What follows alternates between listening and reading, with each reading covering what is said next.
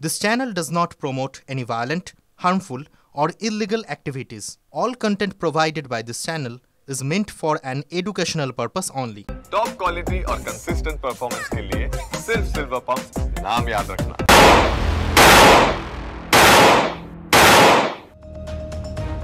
ট্যাংরা থেকে সোজা চলুন হাওড়ায়।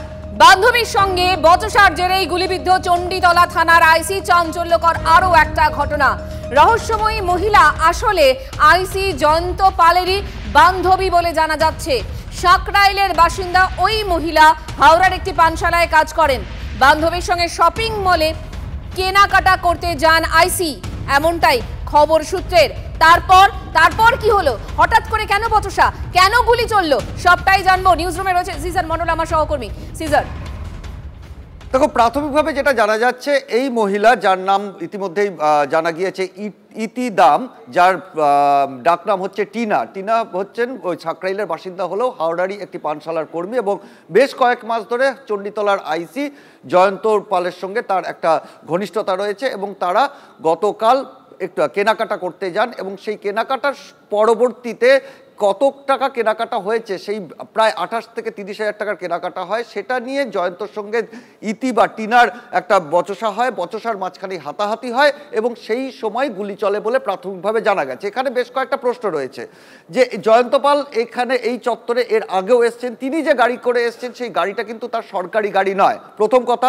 দ্বিতীয় হচ্ছে জয়ন্ত পাল থানার আইসি হিসেবে তিনি যখন থানার এলাকা ছেড়ে বেরোন তখন কিন্তু তিনি নিয়ম অনুসারে তার ঊর্ধ্বতন কর্তৃপক্ষকে জানাননি বা জিডি এন্ট্রি করে আসেননি, অর্থাৎ তিনি কার্যত বেআইনিভাবেই তার থানা এলাকার বাইরে এসেছিলেন এবং থানার জন্য বরাদ্দ, তার জন্য বরাদ্দ সরকারি গাড়ি ছাড়া অন্য একটি গাড়িতে এসেছিলেন এবং সেখানেও বেআইনিভাবে তিনি পুলিশ স্টিকার দিয়ে এসেছিলেন এবং সেই গাড়ির যে মালিক তার সঙ্গে ইতিমধ্যে পুলিশ কথা বলেছে।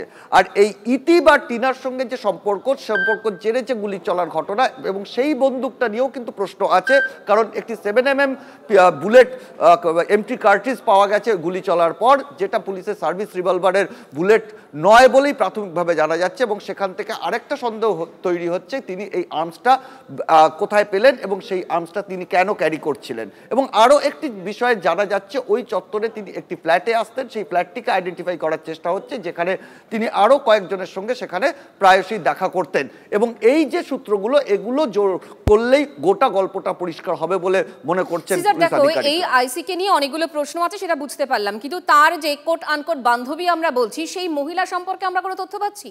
দেখো, মহিলা সম্পর্কে যে তথ্য পাওয়া যাচ্ছে এখন পর্যন্ত, তিনি সাকরাইলের বাসিন্দা, তিনি হাওড়ার একটি পানশালার কর্মী এবং কয়েক মাস ধরে এই জয়ন্তর সঙ্গে তার ঘনিষ্ঠতা তৈরি হয়। গতকালও তারা কোথাও কেনাকাটা করতে গেছিলেন একটি শপিং মলে হাওড়ার এবং সেখানে কেনাকাটা যে টাকার অ্যামাউন্ট সেটা নিয়ে একটা গন্ডগোল হয় এবং তার জেরেই এই ঘটনা ঘটেছে বলে প্রাথমিকভাবে জানা গেছে। কারণ এই ঘটনা ঘটার পর যখন একটি বেসরকারি হাসপাতালে জয়ন্ত পালকে ভর্তি করা হয় সেখানে তারকে দেখা যায় এবং পরবর্তীতে তাকে জিজ্ঞাসাবাদ করে এখন পর্যন্ত এই তথ্যই পেয়েছেন গোয়েন্দারা। কিন্তু তার বাইরের যে অংশটা, এই যে বেশ কিছু গাফিলতি এবং বেশ কিছু বেআইনি কার্যকলাপের বিষয় প্রকাশ্যে চলে এসছে এই ঘটনাকে কেন্দ্র করে, সেই বিষয়টা কিন্তু এই মুহূর্তে হুগলি পুলিশ তারা খতিয়ে দেখছে। তারা ইতিমধ্যে একটা বিভাগীয় তদন্ত শুরু করেছেন, কারণ এখানে এই আইসির যে ব্যবহার বা আইসির যে গতিবিধি সেখানে বেশ কিছু প্রশ্ন রয়েছে। নজর থাকবে আমাদের। সিজার, আপাতত তোমাকে ধন্যবাদ।